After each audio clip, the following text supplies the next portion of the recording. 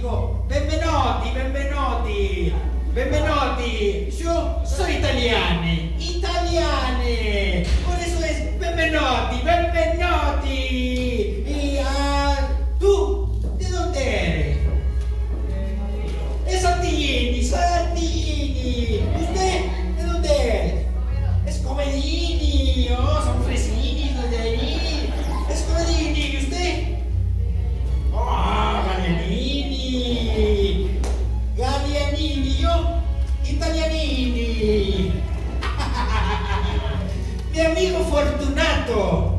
Fortunato, mi querido amigo. Oh, Fortunato es un conocedor de vinos italianos. El mejor catador que he conocido. Buenísimo, mi amigo Fortunato. Buenísimo. Es buenísimo. Pero yo también soy bueno. Yo soy buenísimo para distinguir lo delicioso de un vino. Y siempre que tengo la oportunidad, compro demasiados vinos. Mi amigo Fortunato me lo encontré en el carnaval. Estaba ahí mi amigo Fortunato demasiado tomado. Había bebido demasiado. Estaba casi cayéndose. Y mi amigo Fortunato iba vestido de bufón. Traía un gorro con unos cascabeles. ¡Oh, querido amigo Fortunato! ¡Qué gusto haberte encontrado! Mira, que hoy he comprado un barril de vino, pero creo que es amontillado. Te digo, no sé si es amontillado, tengo mis dudas, ¿verdad? Lo compré creyendo que era amontillado, pero pues no quise pasar el negocio, hay que comprarlo, amigo. ¿Sabes qué? Yo creo que voy a llamar a Lucchesi. Si hay alguien que sabe de vinos, es Lucchesi. Amigo, no, amigo, no llames a Lucchesi, no, llévame a mí, yo te voy a decir si es amontillado o no. Lucchesi es un tonte, no, él no sabe distinguir entre un amontillado o no. Llévame a tus bodegas, amigo, llévame a tus bodegas. Fortunato no sabía que mis bodegas estaban completamente húmedas, cubiertas materialmente de salitre. Estaba todo húmedo y caminé, me puse un antifaz y fue Fortunato quien me tomó del hombro y me dirigió hacia mi castillo, hacia mis bodegas. Caminamos, yo me puse ese antifaz de seda para que nadie me reconociera. Nadie me reconoció y llegamos hasta mi palacio. Claro, no había nadie, ya que todos estaban celebrando en el carnaval. Nosotros agarramos 2 antorchas de sus candeleros, le di una a Fortunato y otra para mí, y caminamos largos túneles del palacio por abajo. Claro, había mucha humedad, no se podía ver bien, también estaba algo oscuro, había algunas ratas y cucarachos, pero de repente Fortunato empezó a toser. ¡Ay, está húmedo aquí, amigo! ¡Oh, querido Fortunato! Si tú quieres podemos regresarnos. Yo le puedo hablar a Lucchesi para que venga a ver el vino amontillado. No. Lucchesi es un idiota, No, llévame a mí. Ya casi llegamos, ¿verdad? Y claro, fuimos pasando por abajo de unas criptas hasta donde al finalmente llegamos a las catacumbas de la casa. Ahí se encuentran los restos de mis familiares, los Montresor. Ay, ya no aguanto, amigo. Fui por un vino y se lo di a mi buen amigo Fortunato. Fortunato lo bebió. Ay, brindo por todos los muertos que están enterrados aquí, amigo Montresor. Y yo brindo porque tengas una larga vida, Fortunato. Seguimos caminando. Pasamos un pequeño arco y por otras criptas pequeñas. Íbamos a profundidades, a partes más subterráneas. Fortunato iba cada vez más tembloroso. No sabía lo que estaba pasando cuando de repente, ¡pum! Fortunato topó con una roca. En ese momento Aproveché para encadenarlo a 2 argollas. Lo encadené y también aproveché rápidamente para atarle la cintura. Estaba encadenado, pero él casi no se dio cuenta porque Fortunato estaba demasiado ebrio. ¿Dónde está el amontillado? Ya casi llegamos, ¿verdad? Yo lo encerré en una parte en donde estaban todos los huesos mezclados con toneles y barriles. Había un montón de huesos. Ahí los quité y descubrí un material. Con ese material empecé a hacer el nicho. Empecé a cubrirlo. Había puesto un tabique, después otro. Cuando de repente puse 4 hileras, 4 hileras de tabique. Fortunato me di cuenta que se le había quitado el ebrio, porque soltó un grito de ultratumba a lo lejos de la profundidad, en donde ya... ¡ah! Yo me detuve en mi construcción. Quería ir a ver, pero continué mi labor. En ese momento no me quise quedar con la duda. Agarré mi antorcha y fui a ver lo que estaba sucediendo con Fortunato. Ya había colocado 4 hileras de huesos. Estaba por terminar cuando me asomo. Agarré una espada y quise atravesarlo para quedarle ahí, intentar atravesar a Fortunato, pero no pude. Estaba demasiado lejos. Así es que no me quedó de otra más que gritar yo también, así como él. ¡Ah! ¡Ah! ¡Ah!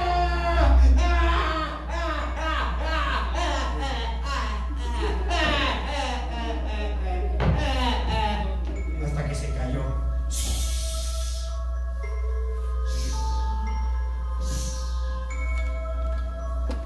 Fui a seguir mi labor. Había un montón de huesos. Alrededor estaban los restos de mis familiares. Pero yo continué con mi labor. Estaba por terminar cuando de pronto decidí aventarle la antorcha a mi querido amigo Fortunato. Solo vi cómo gritaba y caía al suelo Fortunato. Lo único que se escuchó al final fue ese sonido de sus cascabeles. Fortunato ya no hablaba para nada. Agarré un ladrillo y lo coloqué para terminar ese gran trabajo. Coloqué una muralla de huesos, una muralla antigua para tapar. Y después de medio siglo, nadie, pero nadie, ha logrado darse cuenta de mi trabajo. Hasta luego, mi querido amigo Fortunato.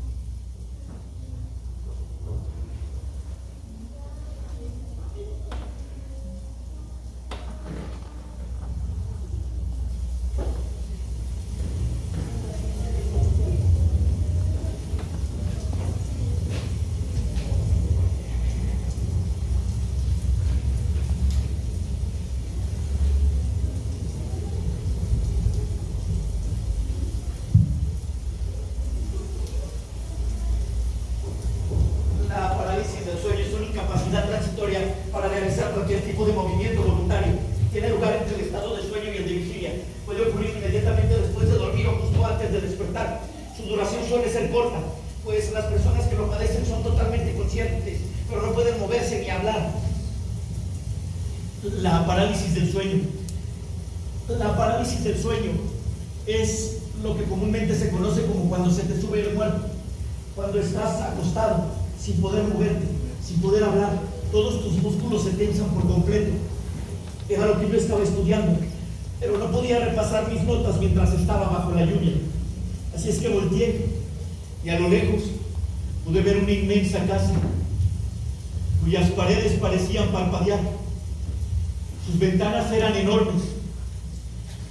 Relámpagos y estruendos la iluminaban por completo. Yo me acerqué hasta la puerta. Un sentido de alerta me invadió por completo, incitándome a alejarme lo más pronto posible de ese lugar. Llegué a la puerta y toqué. Nadie abrió. Estuve ahí durante varios minutos, observando todo en silencio. Era evidente que alguien vivía en esa casa. A pesar del estado de aislamiento y de abandono, con todo y que mis golpes no evocaron la menor de las respuestas, toqué en repetidas ocasiones.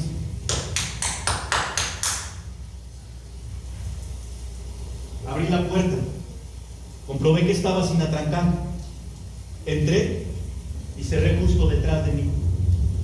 De mi lado derecho y de mi lado izquierdo había dos puertas que supongo llevaban a habitaciones continuas. Estuve ahí durante 10 minutos aproximadamente, observando todo a mi alrededor. Después de un tiempo abrí la puerta que estaba del lado izquierdo y entré en una habitación de techo aún más pequeño, en donde apenas si se filtraba algo de luz. Estaba cubierto totalmente de hojas por todo el piso. Había libros en varios anaqueles. Recuerdo que estaba una chimenea enorme, con un reloj sobre ella, haciendo todo el tiempo. Estuve durante mucho tiempo ahí caminando de un lado a otro. Una especie de desesperación me empezó a invadir por completo. No quería estar sentado, no podía permanecer inmóvil. Así es que estuve contando mis pasos de un lado a otro en la habitación. 1, 2, 3, 4, 5, 6, 7, 8. Hasta que entonces lo vi. Estaba justo sobre la mesa. Era un libro cuadrado, de tamaño mediano, cubierto completamente de cuero y con guarniciones de metal. Cuando lo abrí, me di cuenta de que se trataba de un libro que había sido impreso en el Congo en el año de 1598. Ese libro traía descrito lo que eran alucinaciones de viajeros. Venían imágenes de monstruos, de bestias, de personas que habían estado en algunos otros países como África o el Congo. Lo que me llamaba mucho la atención y al mismo tiempo me causaba asco y repulsión era una de las imágenes principales que estaba justo en medio. Había un tronco cortado completamente a la mitad. Sobre él, una cabeza decapitada, sus ojos desorbitados mirando al cielo, brazos y piernas amputados en el piso, todo cubierto completamente de sangre, y una persona que medía aproximadamente 2 metros de altura, levantando su mano y empuñando un hacha. Una especie de carnicero, cubierto completamente de sangre, estaba ahí, parado, inmóvil. El tan solo ver esa imagen me causaba asco o repulsión, así es que cerré el libro y lo dejé justo en donde estaba. Me giré para ver una pequeña Biblia con acabados de madera, cuando empecé a escuchar pasos encima de mi habitación.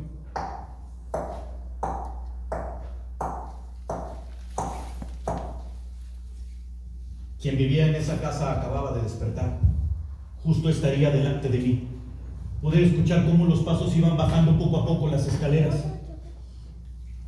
Lo primero que hice fue llegar hasta donde estaba la puerta y la cerré, en silencio. Después me fui hacia el otro lado de la habitación, tratando de hacer el menor de los sonidos posibles, y aguardé ahí, completamente inmóvil, controlando mi respiración. Pude ver cómo alguien forcejeaba con el picaporte de la puerta, y ésta se abrió. Delante de mí había una persona de tan singular apariencia que si no reaccioné con un grito, se debe sin duda a que mis padres me han inculcado buenos modales. ¡Oh! Era un hombre como de aproximadamente 2 metros de altura. Tenía como entre 80 y 90 años de edad. Su cabello era andrajoso, su barba era muy grande y canosa. Sus ropas eran solo trapos. Se veía muy viejo, pero sus ojos estaban inyectados en sangre, inexplicablemente vivo. A pesar de ser una persona ya entrada en años, su complexión era fuerte y vigorosa. Cuando me vio, extendió su mano y me indicó que tomara asiento. Se dirigió hacia mí con una débil y modulada voz, pero eso sí, siempre en un tono respetuoso y hospitalario. Te sorprendió la lluvia, ¿no? Por fortuna pudiste llegar hasta aquí, ¿sabes? En estas épocas de lluvia no tenemos mucha gente. Qué bueno que encontraste el camino para venir hasta mi casa. Yo estaba dormido. De haber estado despierto, te habría escuchado al entrar. Pero soy una persona grande y necesito dormir durante varias horas para poder rendir todo el día. Estuvo hablando así durante mucho tiempo. Yo me empecé a sentir muy incómodo, pero no encontraba la manera de decirle esto sin ofenderlo. Cuando hizo una pausa, le pregunté por el libro africano. Pensé que se iba a molestar, pero no. Resultó ser todo lo contrario. ¿El libro africano? ¿Sabes? Ese libro se lo intercambié a un amigo mío. En una ocasión fui a su casa, en la parte más alta de las montañas, a vender carne de los animales que mato. Cuando vi el libro, de inmediato me enamoré de él.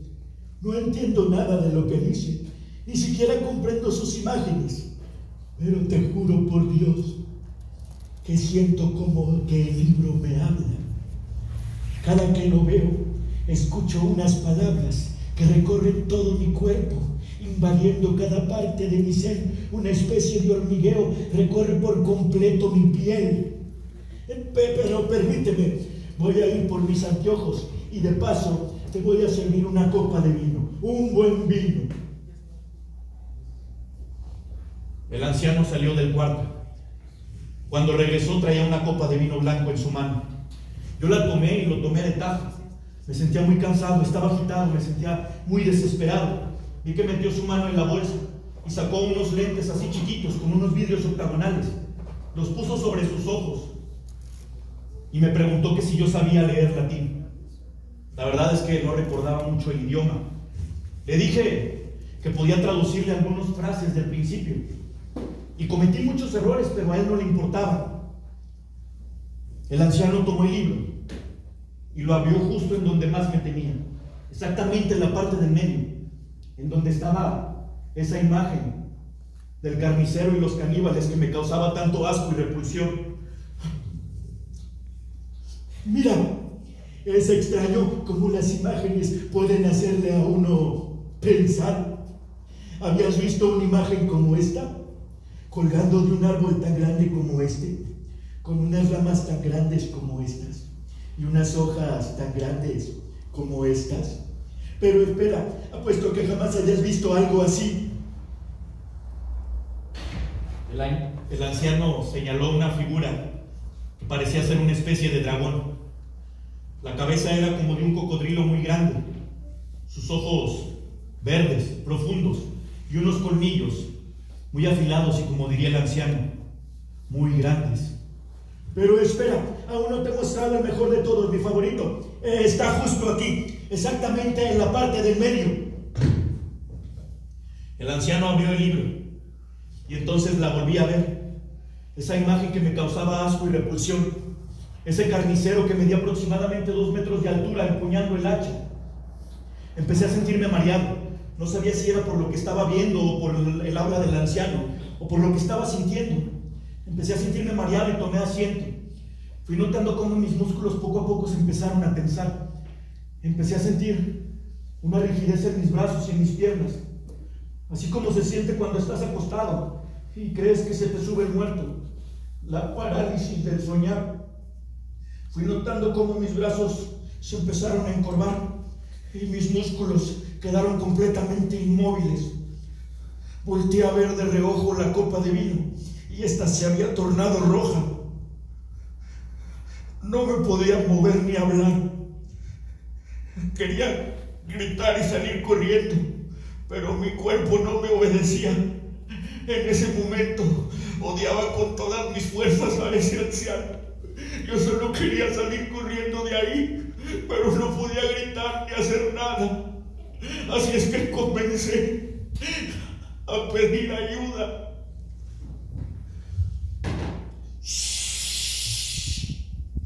No tengas miedo. La vas a echar a perder. ¿Sabes? En una ocasión, antes de matar a los animales, abrí el libro y vi esa imagen Y es más agradable matar a los animales después de mirarla. Matar es más agradable después de mirarla. ¡Shh! La vas a echar a perder. No tengas miedo. Matar es más agradable después de mirarla. El anciano caminó hasta la chimenea, metió su brazo y sacó una enorme hacha. Se acercó muy despacio justo hasta donde yo estaba. Empuñando el hacha, levantó su brazo y se quedó ahí, de pie, delante de mí, diciéndome que me callara, diciéndome que guardara silencio, diciéndome que si tenía miedo, la iba a echar a perder.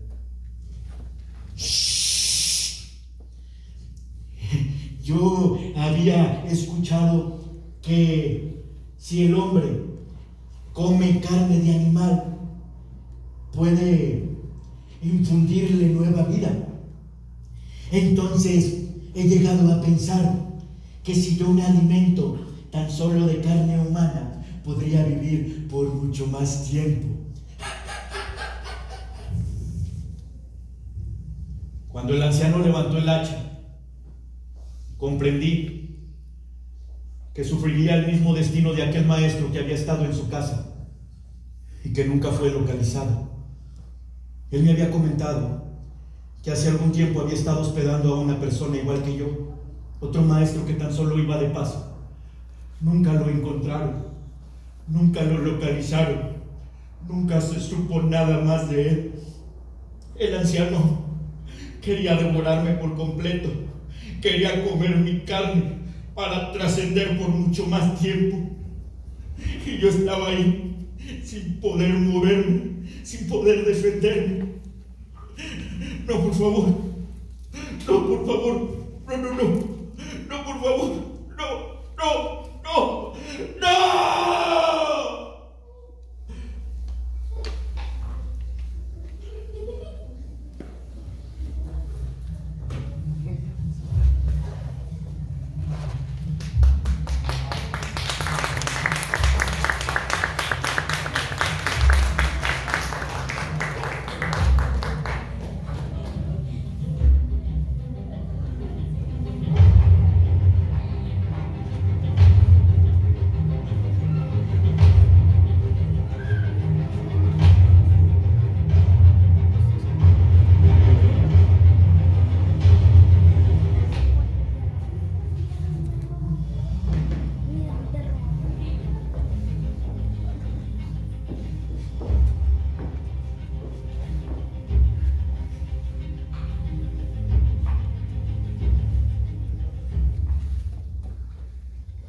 Coronando la cima de la montaña,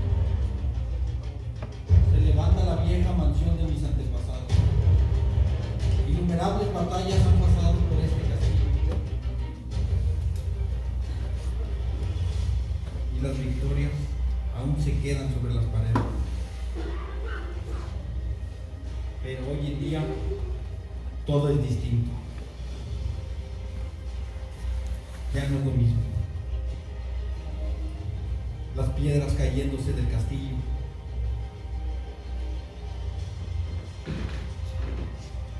la maleza ya tan solo sirve como alimento para gusanos. Con el paso de las épocas, primero una, después otra y luego otra, todos los castillos fueron derrumbándose hasta quedar solo uno en pie, a la que sigo llamando hogar. En un rincón de este sombrío castillo, yo, el último de los maldecidos integrantes de esta familia, vine al mundo. Mi padre murió unos meses después de que yo naciera. Le cayó una roca que cayó en el castillo y mi madre murió inmediatamente después de darme a luz. Mi cuidado y mi educación quedaron a cargo de un viejo conocido de la familia, un viejo noble y de mucha inteligencia que recuerdo se llamaba Peter. Cuando era chico, nunca nadie se me acercaba, nadie me hablaba, ya que siempre era protegido por mi fiel guardián. Siempre me la pasaba en la biblioteca estudiando y leyendo. Estaba estudiando. Los libros que contenían temas de oscuridad y ocultismo eran los que más llamaban mi atención. Siempre estuve interesado en esos libros. Nunca supe nada de mis antepasados. Jamás. Jamás supe nada, ya que cada que preguntaba era ignorado, regañado o castigado. Pero un día al viejo Peter lo traicionó su vejez. Traicionado por su vejez, me hizo saber todo aquello que siempre me había cuestionado. Y me refiero a que todos los hombres de mi linaje perdían la vida a muy temprana edad.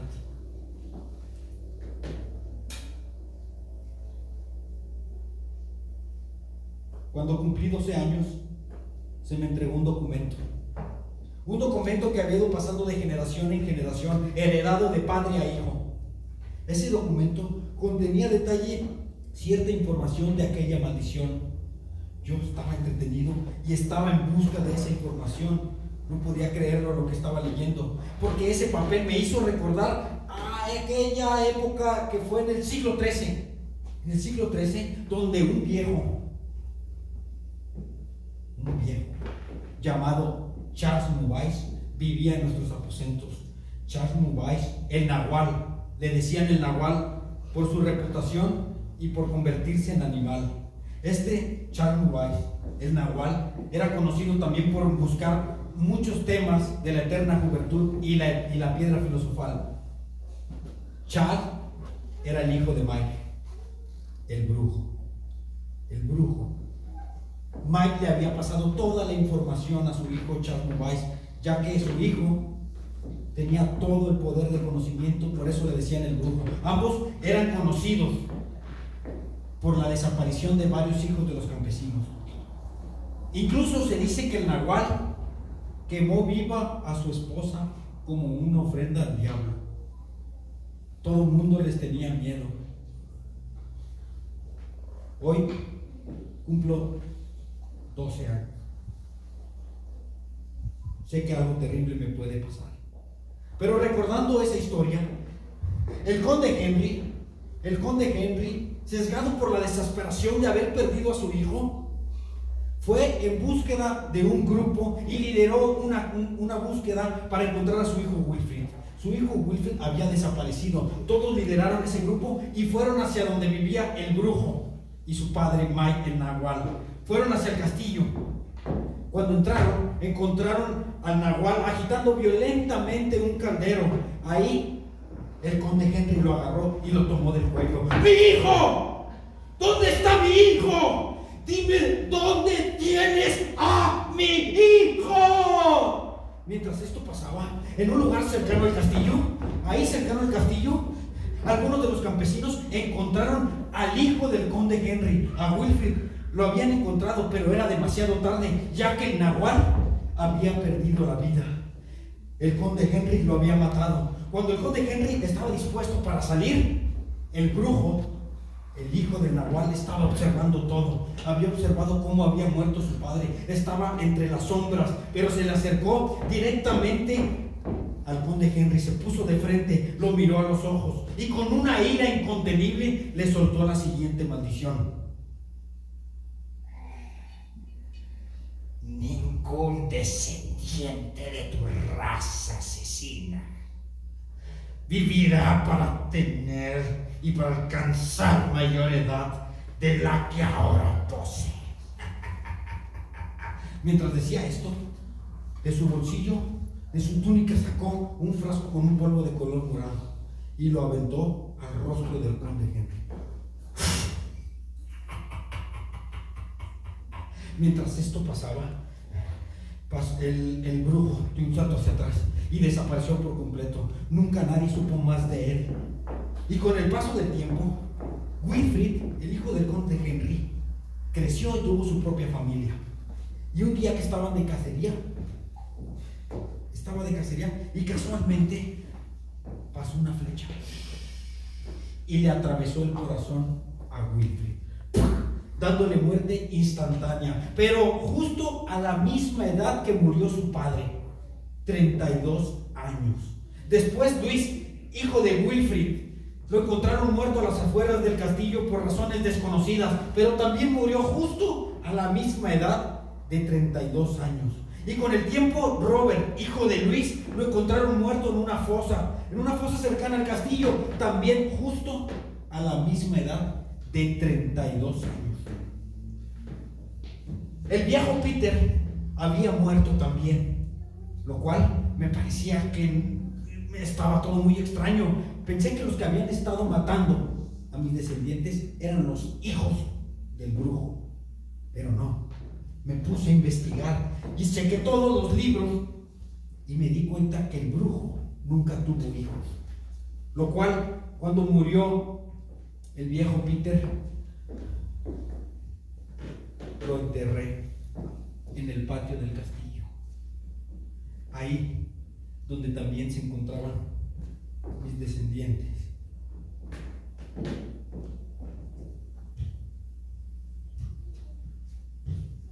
Sabía que algo malo estaba por pasarme, ya que justo tengo la edad de 32 años. Pero como sabía lo que estaba pasando, tomé una decisión. Jamás tendré hijos, jamás me voy a casar, ya que si no tengo hijos, y si me muero yo, que se muera conmigo toda la maldición. Entonces jamás tendré hijos. Y seguí investigando. Fui y me metí a pasillos más subterráneos, bajé escalones y me fui por abajo de ese castillo. Caminé durante horas, estaba oscuro y había murciélagos, ratas, estaba todo oscuro. Cuando de repente iba caminando y a lo lejos escuché un murmullo.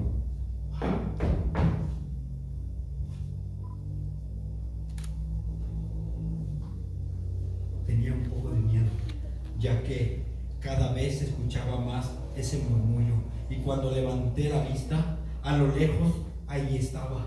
Era un marco gótico, y justo en él estaba un ser completamente flaco, con una vestimenta negra. Tenía los cabellos largos, blancos, las manos parecían garras, sus dedos eran esqueléticos, era una figura sepulcral.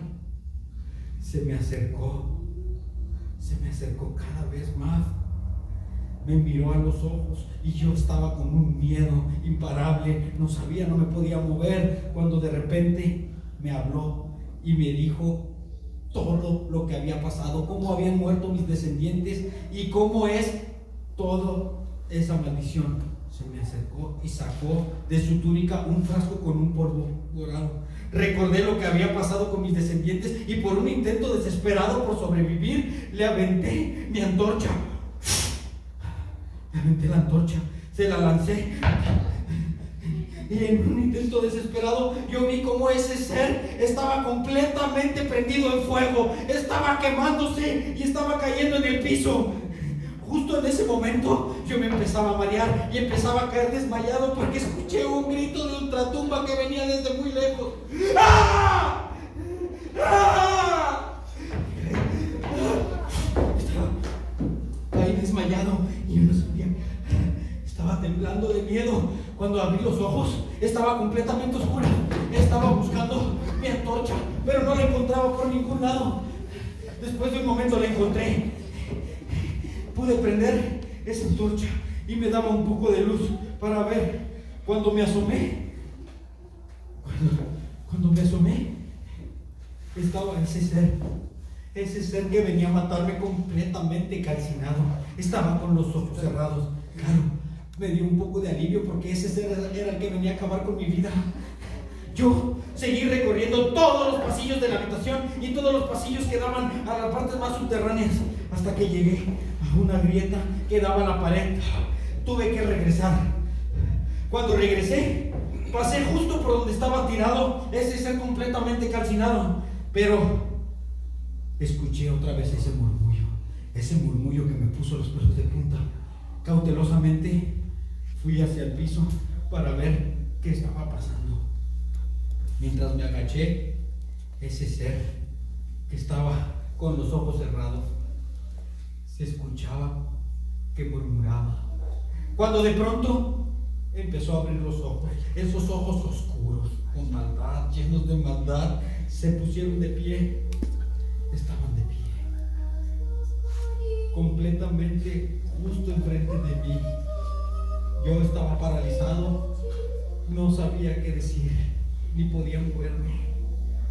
Cuando una vez más escuchaba esas palabras que rondaban por mi cabeza, repitiéndose muchas veces una y otra vez, repitiéndose muchas veces una y otra vez, esas palabras que no dejaban de rondar por mi cabeza una y otra vez, esas palabras que estaban rondando una y otra vez. Yo soy Charles Bubais, el brujo. Ningún descendiente de tu raza asesina vivirá para contarlo. Ningún descendiente de tu raza asesina vivirá para contarlo.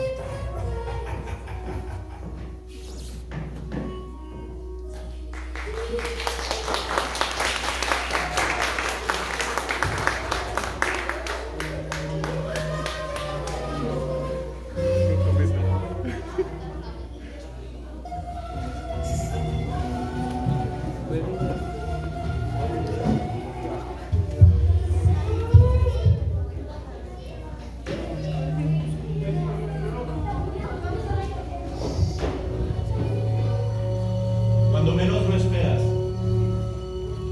has cambiado tu manera de pensar, tu forma de hablar, tu modo de caminar, tu esencia, tu ser.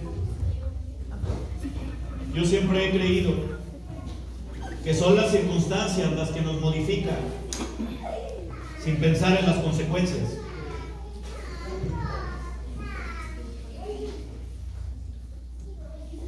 Para mí ya es demasiado tarde. Cometí un acto que ningún humano debería de llegar a cometer jamás. Pero ya no hay marcha atrás. Lo único que me queda por hacer ahora es contarles mi historia. Pasé 10 años de mi vida conviviendo con mi padre. Tuve una infancia bastante agradable. Recuerdo cuando era niño, por ejemplo, la primera vez que aprendí a andar en bicicleta. Yo iba en la bicicleta pedaleando cada vez más rápido y mi papá corría siempre detrás de mí, sujetándome por la parte de abajo del asiento. Pero un día fui mucho más rápido de lo normal. ¡Más rápido, papá! ¡Más rápido, más rápido, más rápido, más rápido! ¡Sí! ¡Más rápido, más rápido, más rápido, más rápido! De pronto volteé y vi que papá estaba ahí, de pie, completamente inmóvil. Entonces comprendí que ya no estaba sujetando el asiento. El volante se empezó a mover, comencé a temblar y de inmediato me dio un tremendo golpe y caí. Me llené de moretones y arañazos. ¡Te odio, papá! En ese momento odiaba a papá. Como cualquier niño, como cualquier niña, tenemos emociones y sentimientos sinceros. Pero a pesar de haberme caído y haberme golpeado, aunque fuera por un instante muy breve, había logrado vencer mis miedos. Era muy sabio mi viejo. Recuerdo otra ocasión en la que entramos a un concurso de papalotes. Estuvimos toda la noche trabajando en el diseño. Eran hojas de papel periódico, engrudo y resistor blanco. Muchas hojas de papel periódico, montones y montones y montones de engrudo y litros y litros y litros de resistor blanco. Y demás detalles que fuimos dando para que todo aquello quedara perfecto. Era enorme. Para ser sincero, jamás pensé que se fuera a elevar. Llegó el día del concurso. Yo estaba ahí, sujetando el hilo entre mis dedos. Mi papá y mi abuelo corrían con el papalote. Fui viendo cómo se fue levantando poco a poco, surcando los aires, flotando en el cielo. Y yo forcejeaba contra las nubes, contra el viento. En ese momento, el tiempo se detuvo. Se los juro, el tiempo se detuvo. Y yo era el niño más feliz del mundo. Dicen que cuando el tiempo se detiene, después tiene que correr más rápido de lo normal para compensar el tiempo perdido. Y esta vez no fue la excepción. Cuando el tiempo regresó, empezó a correr mucho más rápido de lo normal. El hilo se enredó en la rama de un árbol, se rompió, el papalote se cayó y perdimos. ¡Sí! Perdimos. Mi papá y mi abuelo estaban muy asustados. Pensaron que iba a ser berrinches y me iba a poner a llorar. Pero no fue así. Yo estaba sumamente entusiasmado con lo que había pasado. Yo era muy feliz. Comprendía lo valioso de esa experiencia. Recuerdo la última vez que lo vi. Bajé a la sala de la casa y él estaba ahí, de pie, justo antes de la puerta. Cuando me vio, corrió hacia donde yo estaba, me abrazó muy fuerte, me apretó, me tomó de la cabeza y me dijo a los oídos: perdóname, perdón. Después se puso de pie y se marchó. Espera, papá, no te vayas. Papá, no te vayas, papá. Fue la última vez que lo vi. A partir de ese día mi madre y yo nos quedamos solos contra el mundo. Las personas nos dijeron que tarde o temprano la situación iba a mejorar, que íbamos a volver a ser felices, que todo iba a estar bien. Yo estuve llorando durante muchas horas y muchos días, horas y horas y horas de llanto que fueron disminuyendo poco a poco con el paso del tiempo. Para ser sincero, le creía a las personas que decían que íbamos a volver a ser felices, pero no fue así. Pasaron 2 años y mi madre se enfermó de cáncer. Estuvimos durante mucho tiempo luchando contra esa terrible enfermedad. Radiaciones, medicinas, quimioterapias. Cualquiera que haya pasado algo similar sabe perfectamente a lo que me refiero. Mi madre perdió la batalla y murió. Pero justo antes de morir, cuando estaba allí en la cama del hospital, me compartió un secreto que había estado guardando sola durante todo este tiempo. Recuerdo exactamente esas últimas palabras. Tu papá se lo llevó el diablo.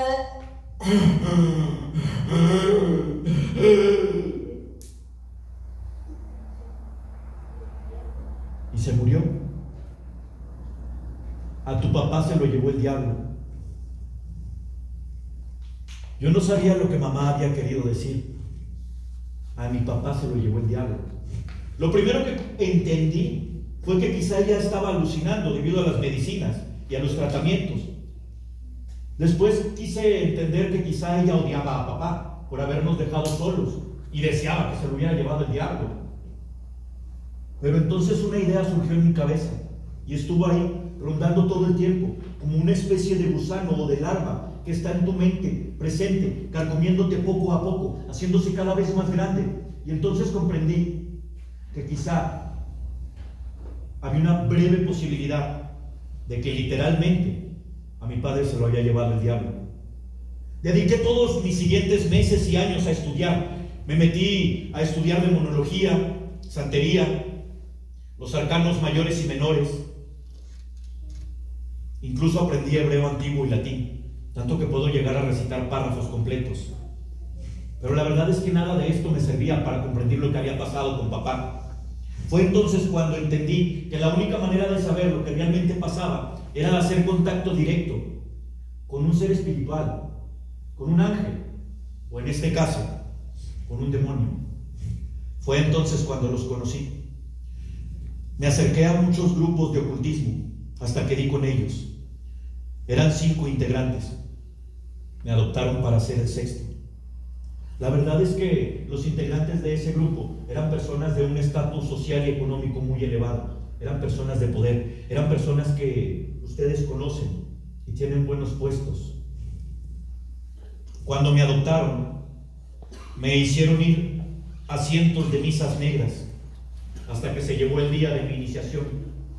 Aprendí a hacer símbolos arcanos, aprendí a hacer runas, incluso aprendí varios hechizos y conjuros. Un día, 31 de un mes, justo a las 3 de la madrugada, Me citaron en la parte más alta de un cerro. Me pidieron que consiguiera por mi propia cuenta un macho cabrío. Yo llegué hasta ahí. Ellos habían dibujado en el piso un pentagrama invertido. Cada uno estaba parado en una de las puntas. Cantaban y recitaban unas oraciones, guiadas por las páginas de un libro. Eran 2 páginas, hechas de carne y escritas en sangre. Se referían a este libro como el Necronomicon, Liber Mortus, Dominium Pandemonium. Decían que quien poseyera el libro completo tendría un poder absoluto, pero ellos solo tenían esas 2 páginas. Yo tomé al carnero de los cuernos y me pidieron que le cortara el cuello. Me pasaron una daga, hecha de hueso y de jade, y así lo hice. Poco a poco corté el cuello del animal. Fui sintiendo cómo su sangre comenzó a brotar. Un olor a óxido invadía por completo el ambiente. Sentía el calor recorriendo mi piel. Me quité la camisa, tomé la sangre del animal y justo en mi pecho dibujé una flecha invertida. En la parte de abajo tenía una cruz y en la parte de arriba un ojo abierto. Después tomé la daga y me corté las venas. Fui sintiendo cómo mi sangre iba saliendo por mis brazos poco a poco, mezclándose con la sangre del animal. Cada vez me sentía más débil. Estaba a punto de perder el conocimiento. Mi mente se nublaba borrosa. Podía verlos alrededor de mí, cantando, gritando, bailando. Ia Cthulhu Uftak, Ia Cthulhu Uftak. En todo ese caos fui perdiendo la noción del tiempo. Y justo antes de perder el conocimiento y caí desmayado, fue la primera vez que lo vi. Fue la primera vez que él se presentó delante de mí. Fue la primera vez que me dijo su nombre. Luciferato, Belial. Yo me desmayé y perdí el conocimiento. Al día después, desperté y estaba justo en mi casa. Mis muñecas estaban cubiertas de vendas. Aparentemente todo estaba bien. Pasaron varios días y a partir de ese momento hacía contacto con Luciferato casi a diario. Con tan solo mencionar su nombre él aparecía delante de mí. Luciferato Belial, manifiéstate. Y él se aparecía justo en la sala. Debo confesarles que siempre había creído que los demonios eran seres deformes, que tendrían rostros horribles, pero no era así. Luciferato era un hombre de aproximadamente 50 años de edad, caucásico, vestía siempre de manera elegante, se comportaba muy propio, hablaba de una forma muy formal, usaba palabras de alguien que estaba completamente estudiado. Pero eso sí, me dijo que los demonios solo mostraban su verdadero rostro cuando alguien iba a morir. Luciferato me explicó lo que había pasado con papá. Me dijo que cuando estaban en el hospital, justo antes de que mi madre me tuviera, el parto se había complicado. A mi padre le hicieron elegir. En aquellos años le hacían elegir al hombre entre salvar la vida de la mujer que amaba o la del hijo que apenas iba a nacer. Mi padre no quiso tomar la decisión. Salió corriendo del hospital, llegó hasta un cruce cercano y justo ahí se encontró con un demonio. Hizo un trato. El demonio le entregó las 2 almas de las personas que él más amaba y 10 años de convivencia, a cambio de que después de pasar esos 10 años, él iba a entregar su alma para llevársela a una condena de sufrimiento eterno. Y así pasó. Yo entendí ahora lo que había pasado con mi padre. Sabía que su alma estaba en el infierno y quería darle algo de paz. Le pedí a Luciferato que me enseñara algún ritual para liberar el alma de papá. Y así lo hizo. Me enseñó un ritual de intercambio, el cual era muy sencillo. Para esto solo se necesitaban 2 cosas. Una de ellas era un anillo, conocido como el anillo del rey Salomón, Dominus Demonium. Un anillo que se coloca en la mano izquierda justo en el dedo del corazón. Y la segunda y la más importante era sacrificar un alma del mismo o mayor valor que la de mi padre. En ese momento comprendí que ya no había marcha atrás. Ya había tomado la decisión de hacerlo. Me armé de valor, junté todo lo necesario Y entonces lo hice. Lo primero que hice fue rentar una casa justo enfrente de donde ella vivía. Tapicé todas las paredes, las puertas y las ventanas de periódicos, dejando tan solo un pequeño orificio por el cual observaba todo el día y noche. Veía cuando las personas llegaban y la iban a visitar y apuntaba la hora de llegada y de salida de las personas en las paredes, la hora de llegada y de salida de los doctores, de las enfermeras, de cuando le llevaban de comer, de cuando la iban a visitar, de cuando la iban a bañar y de cuando la dejaban sola. Entonces comprendí que tenía muchos datos escritos. Arranqué todos los periódicos, los llevé a una esquina de la habitación, los quemé, junté las cenizas y las enterré en el patio. Ya no había marcha atrás. Llegué hasta la puerta de su casa y toqué. Ella abrió. Cuando me vio, sonrió. Estaba gustosa. Hacía mucho tiempo que no me veía. Me apretó muy fuerte. Me dio un abrazo y me dijo: te extraño. Entró y yo cerré la puerta. Metí la mano en la bolsa y saqué un trapo rociado en formol para de inmediato taparle la boca.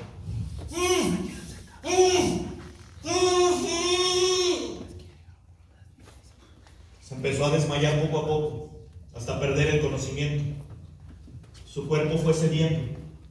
La acosté en el piso. Abrí sus brazos y sus piernas para formar un pentagrama invertido. Levanté su cabeza muy despacio.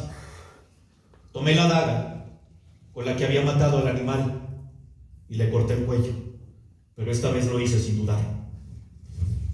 Su sangre comenzó a brotar. La tomé en mis manos y en su frente y en su pecho dibujé símbolos rúnicos. Tomé el anillo del rey Salomón y lo puse justo en su mano izquierda en el dedo del corazón. Llevé la mano y la acomodé en su pecho. Después, tomé una cuchara y cometí uno de los actos más horrorosos que un ser humano puede llegar a cometer. Le saqué los ojos. Con mucho cuidado, para no reventarlos, los saqué completamente enteros, cada uno en una sola pieza. Coloqué uno de los ojos debajo de sus piernas y el otro justo encima de la cabeza. Después tomé unas pinzas y le quité 4 dientes, 4 muelas más bien para ser exacto, 4 jinetes, 4 puntos cardinales, 4 elementos: norte, sur, este y oeste. Ya todo estaba listo para el ritual. Solo era necesario hablar a Luciferato para llevar a cabo el intercambio. Pero antes de hacerlo, me protegí muy bien. Cualquiera que conozca un poco de brujería o demonología sabe que los demonios no son seres de confianza. Sabe que debe protegerse. Y la sal es una herramienta para cuidarse sobre todo esto. La sal es un elemento puro para que no te puedan hacer ningún daño. Mientras yo permanezca dentro del círculo de sal, Luciferato no podrá hacerme ningún daño. Se llegó la hora del ritual. Eran justo las 3 de la madrugada y yo estaba ahí, con el cuerpo tirado en el piso, la sangre completamente rodeándolo, las runas puestas. Me paré justo en la cabeza y lo invoqué. ¡Manifiéstate, Luciferato, Belial! Él apareció justo delante de mí, mostrándome su verdadero rostro. Su cara estaba hecha de hueso. Unos cuernos de carnero enroscados estaban en los lados. Sus ojos eran oscuros, como la misma noche, y sus colmillos afilados y listos para devorar. Te ordeno que liberes el alma de papá. No, eso no era parte del trato. Te ordeno que liberes el alma de papá. In nomine Patri et Filii et Spiritus Sancti. Amén. Padre nostro che si cavi sanctificetum nomen tuum, adveniat regnum tuum, fiat voluntas tua, sicut in caelo et in terra. Panem nostrum quotidianum da nobis hodie, et dimitti nobis de vita nostra, sicut et nos dimittimus de victoribus nostra, et ne nos inducas in tentationem, sed libera nos a malo. Amén. Te ordeno que liberes el alma de papá. Padre nostro que si cavi. No, eso no era parte del trato. Padre nuestro que es en cáliz, santifica tu nombre. No. Yo no la maté. Te ordeno que liberes el alma de papá. Padre nuestro que es en cáliz, santifica tu nombre.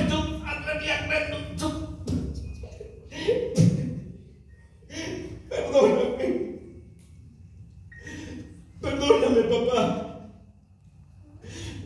No debía haberla matado. Perdóname, Dios. Pero era necesario.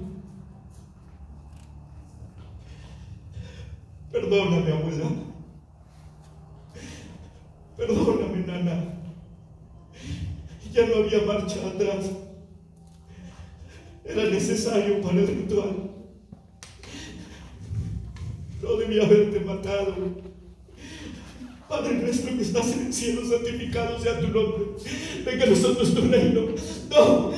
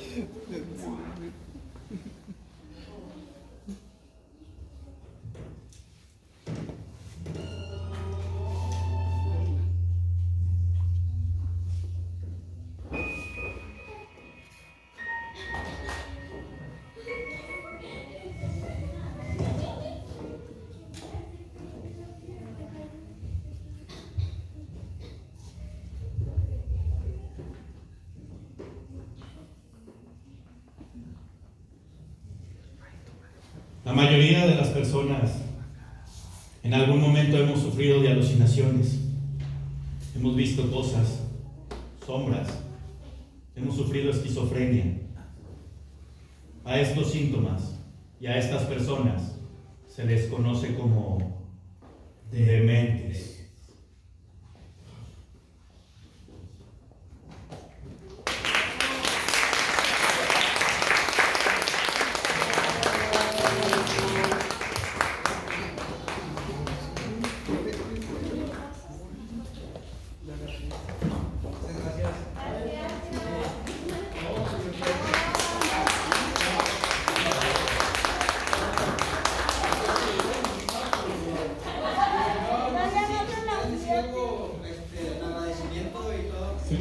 Bueno, pues muchas gracias por tan tremendas actuaciones y la verdad también me dio demasiado miedo. Yo me imagino cómo han de ir todos ustedes. Y pues felicidades y gracias por habernos acompañado. Sí. No, gracias, buenas noches. Buenas noches. Gracias. Sí, una foto.